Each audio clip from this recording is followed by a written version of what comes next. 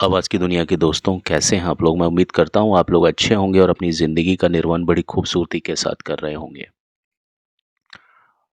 Well, rules are meant to be broken, but one must know or understand as to how to break the rules. नियम वही तोड़ सकता है जिसको उस नियम का या उन नियमों का पूरी तरह से पता हो, या जिन चीज़ों पर वो नियम आधारित हैं, टिके हुए हैं, उन चीज़ों का उस व्यक्ति को बहुत ज़्यादा ज्ञान हो। तो जो नियम है वो वही तोड़ सकता है। अब आप भी सोचेंगे कि मैं ये क्या बताने लग गया, मैं किस फ़लसफ़े में चला गया। तो आज मैं जिस शख्सियत की बात करने वाला हूँ, ये जो कहावत है, ये प्रोवर्ब है, ये उनकी पर्सनैलिटी से पूरी तरह से मैच करती है, या मैं यूँ कहूँ कि ये कहावत उनकी पर्सनैलिटी का सिनोनिम यानी समानार्थक है। जी हाँ साहब, आज मैं फिर से बात करता हूँ आर डी बर्मन साहब के बारे में। ये आज मैं जो 4 गाने आपके सामने प्रस्तुत कर रहा हूँ, उनका मैं आपको एक डिटेल दे रहा हूँ। वो चारों जो गाने हैं ना, उनमें ख़ास बात है, लेकिन ख़ास में भी ये है कि उनमें समानता है, लेकिन असमानता भी है।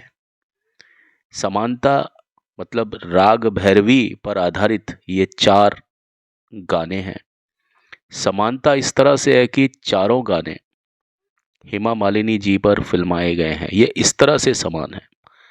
ये चारों ही गाने राग भैरवी पर आधारित है। ये गाने इस प्रकार समान हैं, लेकिन उसके बावजूद भी राग भैरवी का हर जगह पर एक अलग जो प्रयोग है, और वो एक जो डिफरेंस है, जो अलगपन है, वो भावनाओं और परिस्थितियों के अनुसार है।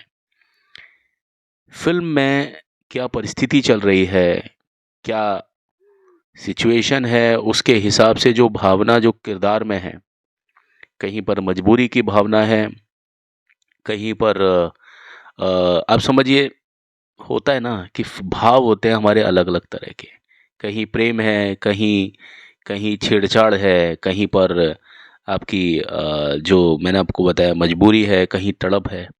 हर परिस्थिति के लिए राग भैरवी को किस प्रकार से संजोया है और पर्दे पर उकेरा है, और चारों ही गाने सुपरहिट रहे।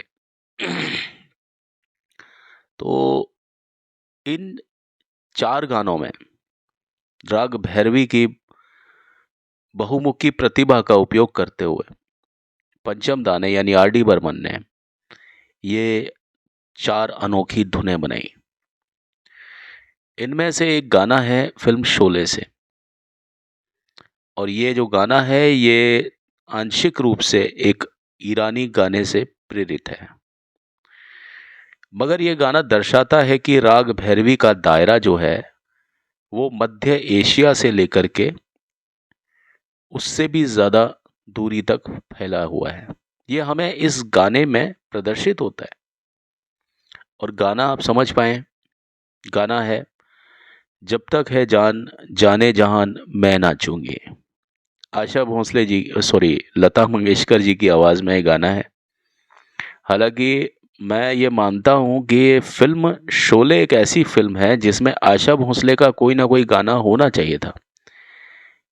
क्योंकि ऐसी फ़िल्म हो और उसमें आशा भोसले का गाना ना हो, ये कल्पना नहीं की जा सकती है। लेकिन पंचम दान है, इस फ़िल्म में एक गाना भी ऐसा नहीं रखा जो आशा भोसले की आवाज़ में हो। तो इसलिए मेरे मुँह से अचानक से आशा भोसले निकला, जैसे ही फ़िल्म शोले का मैंने ज़िक्र किया। उसके बाद में जो दूसरा गाना है, वो गाना बोसा नोवा की ट्यून पर आधारित है, जिसकी लयबद्ध शैली जो है वो नायिका की नशे में झूमती हुई स्थिति को बयान करती है। यह गाना भी राग भैरवी पर आधारित है, जिसमें कि प्रतिभाशाली संगीतकार आर डी बर्मन के योगदान का एक छोटा सा नमूना है। और यह गाना है फिल्म सीता और गीता से, जो कि प्रदर्शित हुई थी 1972 में। हाँ जी हाँ, मैंने शराब पी है। यह गाना भी एक उस परिस्थिति में है जब हेमा मालिनी को ज़बरदस्ती शराब पिला करके जब लोगों के सामने डांस करने पर मजबूर किया जाता है, फिल्म सीता और गीता से। और जहां राग खमास को शायद आर डी बर्मन का प्रिय राग माना जा सकता है, वहीं राग भैरवी के उनके अभिनव प्रयोग को बिल्कुल भी नज़रअंदाज नहीं किया जा सकता। गाने हैं कुछ जैसे कजरे बदरवा, चिंगारी कोई भड़के, ये जो मोहब्बत है, हमें तुमसे प्यार कितना, और भी ऐसे कई गाने हैं जो उनके इस प्रकार के जो अनूठे प्रयोग हैं उन कार्यों की शोभा बढ़ाते हैं, क्योंकि वहां पर भी आप इसी प्रकार के एक्सपेरिमेंट्स को देखेंगे। अब आप देखिए कि एक गाना है आपके शहर में पहली बार आई हूँ, कौन सा गाना है वो, मैं तवायफ हूँ मुजरा करूंगी, फिल्म महबूबा से, 1972 का समय था वो।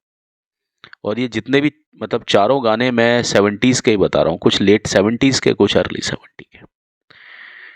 ये तीनों जो गाने मैंने आपको बताए, आपके शहर में, हाँ जी हाँ मैंने शराब पी है, और जब तक है जान जाने जहान मैं नाचूंगी, ये तीनों ही गाने लता मंगेशकर की आवाज में हैं।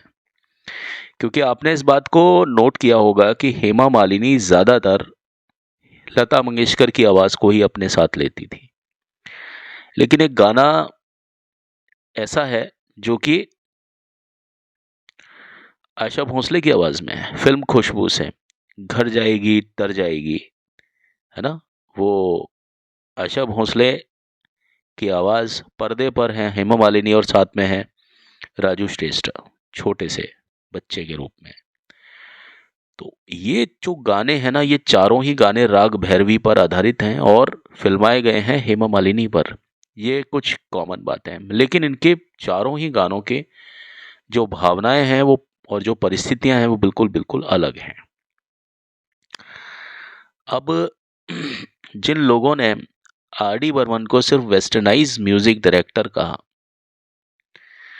मैं उन लोगों से ये पूछना चाहता हूँ कि वो इन गानों को अगर सुनते हैं, समझते हैं और रागों को महसूस करते हैं जिनका इनको पूरी तरह से ज्ञान है, वहाँ इन्होंने एक्सपेरिमेंटेशन भी किया है, मिक्सिंग भी की है, लेकिन फिर भी आप ये बताइए कि क्या ये गाने आपको स्टैंडर्ड पर नज़र आते हैं या बिलो स्टैंडर्ड पर नज़र आते हैं? देखिए, बिलो स्टैंडर्ड पर तो वो चीज़ बनती है जब जो क्रिएट जो क्रिएटर होता है ना, उसका बनाने वाला, जब उनको इस चीज़ का ज्ञान नहीं होता। जैसा कि मैंने आपको बताया कि रूल्स भी वही तोड़ सकता है। अब आपको मेरी बात ज़्यादा समझ में आएगी कि रूल्स भी वही तोड़ सकता है जिसको उन रूल्स का, यानी जिनको नियमों का पूरी तरह से पता हो, या जिन चीज़ों पर वो नियम आधारित हैं उन चीज़ों का उस व्यक्ति को बहुत ज़बरदस्त ज्ञान हो। तो रागों का ज्ञान बहुत कूट कूट करके भरा था आर डी बर्मन में। आर डी बर्मन कोई वो चीज़ नहीं था कि भाई आप सिर्फ उसको वेस्टर्न म्यूजिक डायरेक्टर बोल करके आप अपनी फ्रस्ट्रेशन को निकालें।